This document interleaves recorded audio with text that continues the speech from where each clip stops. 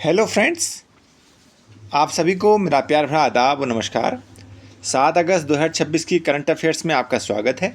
मैं हूं आपके साथ रियासत हुसैन उस्मानी और आप देख रहे हैं भारत दर्पण। तो आइए शुरू करते हैं आज की बड़ी खबरें। तो देखिएगा, सबसे पहले हम बात करेंगे यहाँ पर बाजार दर्पण की। तो नज़र डालते हैं यहाँ पर बाजार दर्पण पर। तो सेंसेक्स जो है बढ़कर 78,954 पॉइंट पर पहुंचा, जबकि निफ्टी की अगर हम बात करें तो निफ्टी जो है बढ़कर 24,636 पॉइंट पर पहुंच चुका है। आगे बढ़ते हैं और बात करते हैं यहाँ पर गोल्ड और सिल्वर की।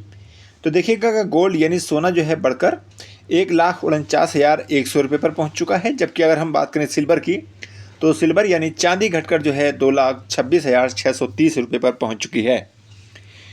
आगे बात करेंगे हम क्रूड ऑयल और डॉलर की। तो देखिएगा, अमेरिकी डॉलर जो है बढ़कर 95.3 रुपये पर पहुँच चुका है, जबकि अगर हम बात करें क्रूड ऑयल की तो क्रूड ऑयल जो है घटकर $78 प्रति बैरल पर पहुँच चुका है। जैसे कि आप जानते हैं कि जो एक बैरल में 59 लीटर जो है उसकी क्वांटिटी होती है ना। तो ये मैं कई बार बता चुका हूँ। तो ये है। तो आगे बात करेंगे हम जो है आज की जो इम्पोर्टेंट न्यूज़ हैं उन पर हम चर्चा करेंगे। देखिएगा, सबसे पहली न्यूज़ जो है वो है भारत का जो गगनयान है, मानव अंतरिक्ष उड़ान कार्यक्रम, उसके बारे में क्या क्या इंपॉर्टेंट न्यूज़ है उसके बारे में हम समझने का प्रयास करेंगे। तो देखिएगा, सरकार ने संसद को बताया है कि भारत के गगनयान मानव अंतरिक्ष उड़ान कार्यक्रम ने काफ़ी प्रगति की है। इसके तहत बिना क्रू यानी जो बिना यात्री के पहला जो जाएगा, पहला एक्सपेरिमेंटल मिशन 2026 की चौथी तिमाही यानी फोर्थ क्वार्टर के लिए जो है, और क्रू वाला पहला मिशन जो है 2027 के लिए तैयार किया गया है। ये जो है सरकार ने संसद में जो है ये बताया है। और बिना क्रू वाला पहला एक्सपेरिमेंटल मिशन जो है Q4 26 में जो है, जिसमें व्योम मित्र एक हाफ ह्यूमनॉइड रोबोट भी शामिल होगा, इसमें ये शामिल किया गया है। अगर बात करें हम गगनयान का पहला क्रू वाला मिशन जो है वो 2027 के लिए तय है, यानी 2027 में जो है मानव को लेकर के जाएगा। और अभी जो है फिलहाल में जो 2026 की चौथे क्वार्टर में जाने वाला है वो है हमारा बिना मानव।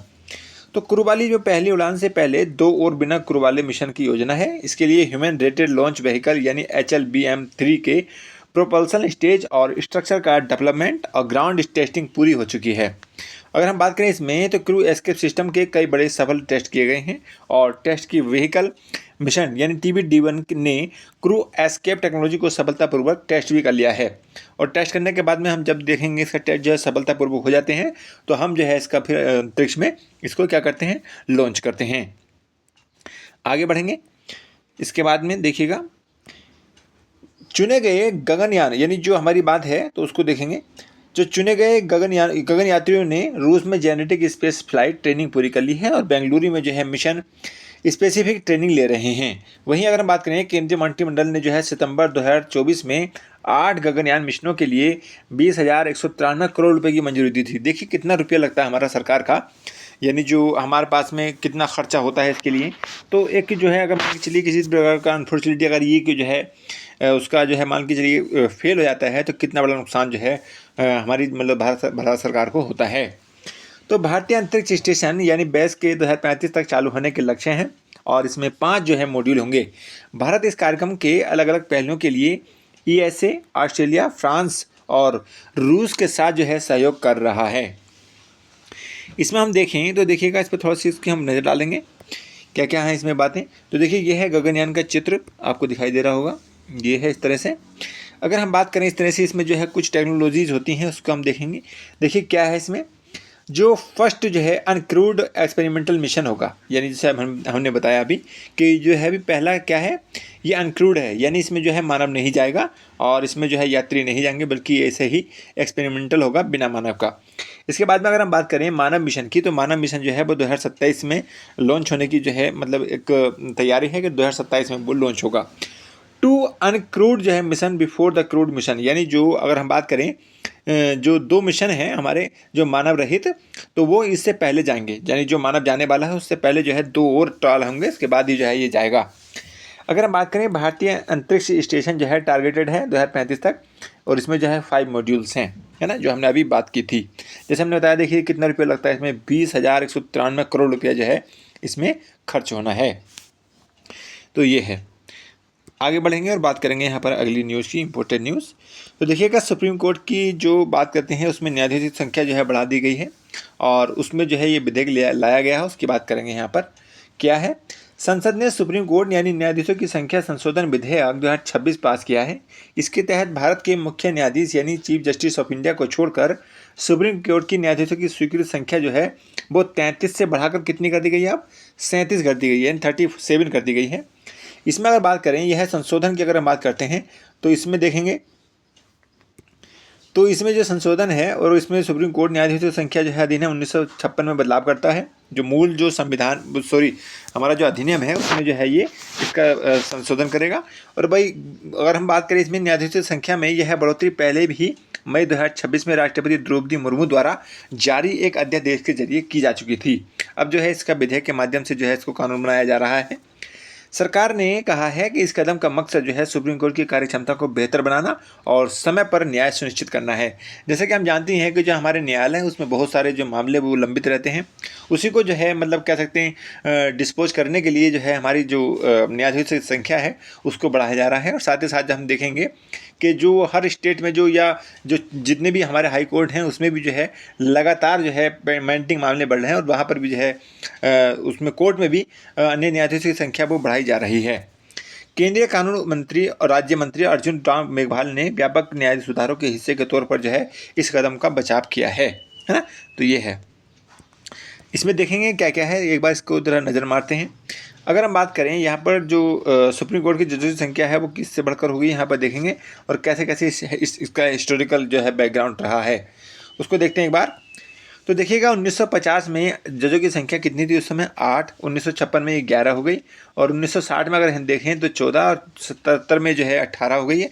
और अगर हम बात करें 86 में 26 थी, इसके बाद 2009 में बढ़ाकर जो है 31 कर दी गई और फिर 2019 में जो है इसकी संख्या 34 हो गई थी, है ना। और अब जो है वो कितनी हो गई है, 38 हो गई है। 38 में मतलब ये है एक जो है CJI है, CJI और प्लस 37 अन्य है ना। और पहले कितने थे, 1 प्लस 33 है ना, ये थे।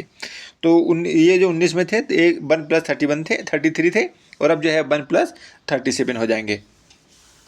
अगर हम बात करें, राष्ट्रपति द्रौपदी मुर्मू ने सुप्रीम कोर्ट में जजों की संख्या 34 से बढ़ाकर 38 यानी जो 37 और प्लस 1 करने के केंद्रीय मंत्रिमंडल के फैसले को मंजूरी भी दे दी है।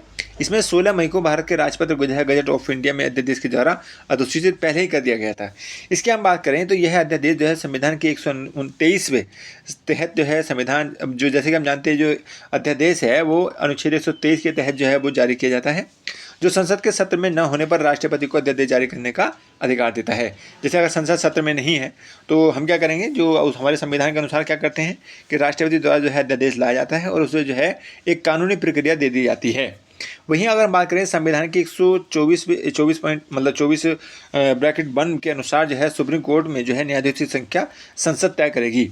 यानी ऐसा हमारा इसमें जो है क्या प्रावधान है, अनुच्छेद 124 के तहत ये प्रावधान है कि जो न्यायाधीशों की संख्या है वो संसद द्वारा तय की जाएगी। तो ये था हमारा, ये हमने देख लिया है, इसके जो यही चीज़ें हैं। आगे बात करेंगे हम यहाँ पर जो अगली खबर है उसकी बात करते हैं। जन्म और मृत्यु पंजीकरण संशोधन विधेयक, यानी जो हमारा जो सरकार ने लाया है उसको विधेयक के बारे में उसको संशोधन किया गया है। 2023 का मूल मतलब कानून है उसमें जो है संशोधन किया जा रहा है। उसमें देखते हैं क्या है। राज्यसभा से मंजूरी मिलने के बाद संसद ने जन्म और मृत्यु पंजीकरण संशोधन विधेयक 2026 पारित किया है। लोकसभा इसे पहले ही पारित कर चुकी थी। यह विधेयक जन्म और मृत्यु पंजीकरण अधिनियम 1969 ये जो मूल कानून है संशोधन करता है और इसका जो है मकसद समय पर और सही पंजीकरण को बढ़ावा देते हुए देर से होने वाले पंजीकरण के नियमों को और सख्त बनाता है। इसमें क्या है मुख्य प्रावधान, 1 से 2 साल की देरी अगर होती है तो 1 साल के बाद, लेकिन 2 साल के भीतर जो है बताई गई जन्म या मृत्यु के पंजीकरण के लिए सत्यापन के बाद जिला मजिस्ट्रेट, उप विभागीय मजिस्ट्रेट या फिर अधिकृत कार्यकारी मजिस्ट्रेट की मंजूरी की जरूरत होगी। इसके बाद में अगर 2 साल से ज़्यादा हो जाता है तो क्या होगा, पंजीकरण के लिए प्रथम श्रेणी के न्यायिक मजिस्ट्रेट के आदेश की जरूरत होगी। इस संशोधन का मकसद गलत तरीके से देर से पंजीकरण के जरिए होने वाले दुरुपयोग और हेरफेर को पहचान से जुड़ी धोखाधड़ी को रोकना है ना। इसका मुख्य मकसद यही है। आगे हम बात करेंगे और भी इसके बाद में और क्या है, देखिएगा यहाँ पर इसका मकसद जो है जन्म और मृत्यु का सार्वभौमिक और सही पंजीकरण सुनिश्चित करना है और नागरिक रिकॉर्ड की विश्वसनीयता को बेहतर बनाना है। भारत में लगभग जो है 3.5 लाख पंजीकरण इकाइयाँ हैं और इसमें जन्म पंजीकरण 2014 में 86.6% से बढ़कर अगर हम बात करें 24 में तो 99% से ज़्यादा हो गया है। इसी अवधि में मृत्यु पंजीकरण जो है 72.5 से बढ़कर जो है 99.4% हो गया है। तो ये इसके जो है कुछ तथ्य हैं। विधेयक का समर्थन करने वाले सदस्यों ने कानूनी पहचान, शासन, नीति निर्माणक और सार्वजनिक सेवाओं को डिलीवरी के लिए पंजीकरण के महत्व को जोर दिया है। यानी जो है अगर मान के चलिए जो हमारी इस तरह के जो पंजीकरण है अगर वो होते हैं तो उससे में बहुत सारी चीज़ें जो है हमारे सामने मतलब उसके लाभकारी होंगी, ऐसा जो है माना जा रहा है। कुछ सदस्यों ने चिंता जताई है कि 2 साल बाद मामलों की न्यायिक मजिस्ट्रेट के पास भेजने से पहले से ही बोझ तले दबे न्यायालयों पर काम और बोझ जो है वो बढ़ सकता है। तो जैसा कि मन बताया जा रहा है कि 2 साल के बाद अगर इस तरह की जो देरी होती है तो फिर उसके सामने क्या होगा, मजिस्ट्रेट के सामने जो है ये बात लाई जाएगी। अब उसमें पहले ही इतने सारे लंबित मामले हैं तो ये कुछ जो विशेषज्ञ हैं मान रहे हैं कि पहले से जो है इस तरह के मामले वहाँ पर लंबित हैं तो इससे जो है बोझ बढ़ सकता है। तो हालांकि ये तो सही है, लेकिन ये है जो हमारे एक जनता का भी कर्तव्य बनता है कि जो है वो समय से अपना पंजीकरण करा लें। तो 2 साल भी काफ़ी होते हैं, ऐसी बात नहीं है, तो उसको देखना है ना। आगे देखते हैं इसमें क्या क्या मुख्य चीज़ें हैं, इसमें देख समझते हैं। अगर हम बात करें यहाँ पर जन्म जो मृत्यु रजिस्ट्रेशन के लिए नियम बदल गए हैं, इसमें क्या क्या है देखिएगा। अगर हम बात करें 1 से 2 साल के भीतर सूचना देने पर अगर जन्म या मृत्यु की जानकारी घटना के 1 साल या बाद लेकिन 2 साल के भीतर दी जाती है तो, है ना, तो क्या होगा, रजिस्ट्रेशन सिर्फ उनकी मंजूरी से होगा। जिला मजिस्ट्रेट, उप जिला मजिस्ट्रेट, जिला मजिस्ट्रेट द्वारा अधिकृत कार्यकारी मजिस्ट्रेट। यानी अगर मान के चलिए 2 साल के भीतर दी जाती है तो यह मामला यहाँ जो है ये यहीं पर निपट जाएगा। जैसे डीएम, एसडीएम या फिर जिला मजिस्ट्रेट द्वारा अधिकृत किसी भी कार्यकारी मजिस्ट्रेट द्वारा जो है यहाँ पर हो जाएगा 1 से 2 साल के भीतर सूचना देने पर। अगर जारी 2 साल से ज़्यादा हो जाती है देरी तो क्या करेंगे, अगर घटना को 2 साल से ज़्यादा समय बीत गया है तो रजिस्ट्रेशन के लिए क्या होगा, प्रथम श्रेणी के न्यायिक मजिस्ट्रेट का आदेश अनिवार्य होगा। अब वहाँ पर थोड़ी सी दिक्कत आएंगी तो उसके लिए अनुमति लेनी पड़ेगी यहाँ पर प्रथम श्रेणी के न्यायिक मजिस्ट्रेट की, है ना। अनुमति देने से पहले दी गई जानकारी की प्रमाणिकता की जांच भी की जाएगी। तो इसमें थोड़ी सी तो यहाँ पर जो है समस्याएं आएंगी। तो इससे बेहतर है कि आप जो है 2 साल के भीतर ही जो है इसका मतलब इस तरह का कार्य कर लें। अनुमति देने से पहले दी गई जानकारी प्रमाणिकता जांच की जाएगी, ये तो मान के चलिए हो ही गया चुका है। अगर हम बात करें इसकी पृष्ठभूमि की तो एक लोकसभा ने 31/2026 को हंगामे के बीच बिना चर्चा के इस विधेयक को पारित किया था। राज्यसभा ने 4 अगस्त 2026 को ध्वनि मत से जो है इसे मंजूरी दे दी है। आखिर क्यों जरूरी है इसके लिए थोड़ा समझते हैं। तो अगर हम बात करें इसके ज़रूरत की तो देखिएगा, समय पर रजिस्ट्रेशन से आपको मिलते हैं महत्वपूर्ण दस्तावेज, सरकारी योजनाओं का लाभ और कानूनी प्रक्रियाओं में आसानी। तो इस तरह से अगर मान के चलिए जो अगर हम अंदर टाइम के भीतर जो है काम कर लेते हैं तो ये हमारे लिए बहुत बेहतर है। तो आगे बढ़ेंगे, अब हम बात करेंगे अगली खबर की।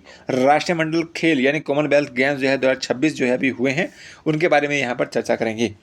तो देखिएगा राष्ट्रमंडल खेल जो है 2026 का आयोजन जो है 23 जुलाई से लेकर 2 अगस्त 2026 तक हुआ है और ये ग्लासगो में हुआ है ना। कहाँ हुआ है, ग्लासगो यानी स्कॉटलैंड में। भारत ने इन खेलों में अपने सर्वश्रेष्ठ प्रदर्शनों में से एक करते हुए 39 पदक जीते हैं और पदक तालिका में जो है 4था स्थान प्राप्त किया है। भारत ने इसमें स्वर्ण जो है गोल्ड से 13 जीते हैं।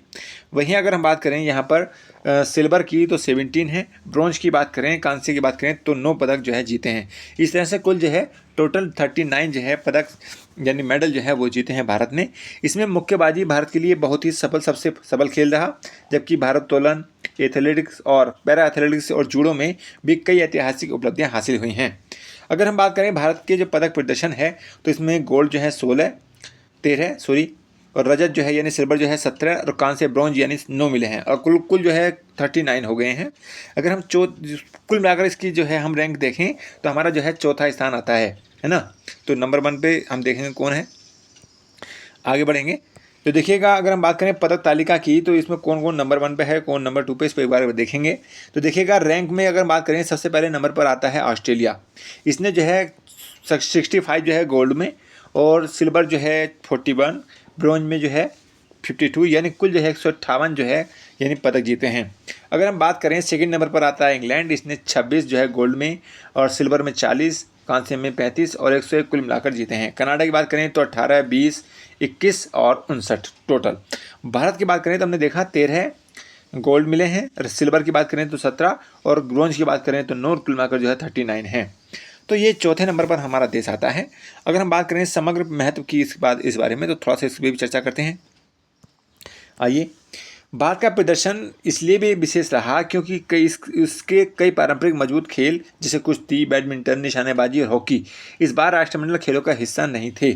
इसके बावजूद भारतीय खिलाड़ियों ने मुक्केबाजी में, भारोत्तोलन में, एथलेटिक्स में, पैरा एथलेटिक्स में और जूडो में शानदार प्रदर्शन किया। जैसे कि हम मानते हैं कि हमारे यहाँ पर जो है कुछ ऐसी चीज़ें हैं जो हमारे यहाँ पर मूल रूप से खेली जाती हैं, जैसे कुश्ती है ना, बैडमिंटन भी हमारे यहाँ बहुत अच्छी तरीके से खेली जाती है, हॉकी है, तो निशानेबाजी। अब फिर भी ये न होने के बाद में भी फिर भी जो है हमारे देश ने अच्छा यहाँ पे प्रदर्शन किया है और कुल मिलाकर जो है 39 जो है मेडल जीते हैं। आगे बात करेंगे यहाँ पर इसकी और थोड़ी उपलब्धियाँ हैं, उसको देख लेते हैं। उपलब्धियों में बात करें तो भारतीय मुक्केबाजी ने रिकॉर्ड 10 पदक जीते हैं, जिनमें 7 स्वर्ण पदक हैं और इस राष्ट्रमंडल खेलों में भारत का अब तक का सबसे जो है मुक्केबाजी का प्रदर्शन रहा है। इसमें अगर बात करें मुख्य व्यक्ति कौन कौन रहे, देखिए मीराबाई चानू, इन्होंने जो है 48 किलोग्राम भारोत्तोलन में स्पर्धा में जो है स्वर्ण पदक जीता है ना, मीराबाई चानू जी ने। और अगर हम बात करें जूडो में तो अस्मिता दे रही हैं, इन्होंने जो है ये पदक जीता है और साथ ही साथ जो है हर सिंह ने, तो ये जूडो में जीते हैं इन्होंने। और इसके बाद में अगर हम बात करें पैरा एथलेटिक्स की तो शर्मिला ढाकर ने जो है ये मतलब पदक जीता है और ये स्वर्ण पदक है ना। तो अगर हम बात करें दिविल गाबित की तो इन्होंने जो है 100 मीटर की जो T47 स्पर्धा है उसमें भी गोल्ड जीता है। सोमन राणा इसमें जो है शॉर्ट पुट में जो है इन्होंने गोल्ड जीता है। नीरज चोपड़ा ने जो है भाला फेंक इसमें जीता है। गुलबीर सिंह ने जो है 10,000 मीटर रजत और 5,000 मीटर कांस्य पदक जीता है जो है ना। तो ये अपने पदक जीते हैं, इन्होंने अपनी अपनी उपलब्धियां प्राप्त की हैं। आगे बढ़ेंगे और तेजस्विनी शंकर देखेंगे तो डेकाथलॉन जो है इसमें जो है इन्होंने कांस्य जीता है। अगर हम बात करें झांडू कुमार तो ये जो है Zandu Kumar para power lifting में जो है इन्होंने ये पदक जीता है। तो ये पहला पदक था राष्ट्रमंडल के लिए भारत का। तो ये हमने स्थिति देखी यहाँ पर। अगर हम देखें यहाँ पर तो देखिएगा इनकी स्थिति देखते हैं एक बार कौन कौन है ये। तो देखिएगा फिर से गोल्ड जो है हमारे 13 हैं, सिल्वर जो है हमारे 17 है, ब्रॉन्ज हमारे 9 हैं, तो कुल मिलाकर 39 है और चौथा जो है हमारा कुल मिलाकर स्थान है ना। तो ये है ये हैं आपके दिविल गाबित है ना, सोमन नाना ये हैं है ना। और इसके बाद में आपने ये इनको जानते ही हैं, ये है नीरज चोपड़ा। तो इस तरह से ये मीराबाई चानू है, तो ये है ये बॉक्सिंग में जीते हैं इन्होंने है ना, इस तरह से। तो ये हमने कुछ इंपॉर्टेंट न्यूज़ देखे आज के लिए। तो आज के लिए मैं बस यहीं पर रोकूंगा और जाने से पहले आपको एक बार फिर से रिक्वेस्ट करूंगा कि हमारे यूट्यूब चैनल भारत दर्पण को जो है वो सब्सक्राइब कर लें और साथ ही साथ जो है हमारे यूट्यूब चैनल की जो नोटिफिकेशन की घंटी होती है उसको भी दबा दें साथ, क्योंकि जो है ये जो खबरें हैं सबसे पहले आपके पास पहुँच चुके हैं है ना। तो आज के लिए बस इतना ही। जय हिंद, जय भारत, धन्यवाद।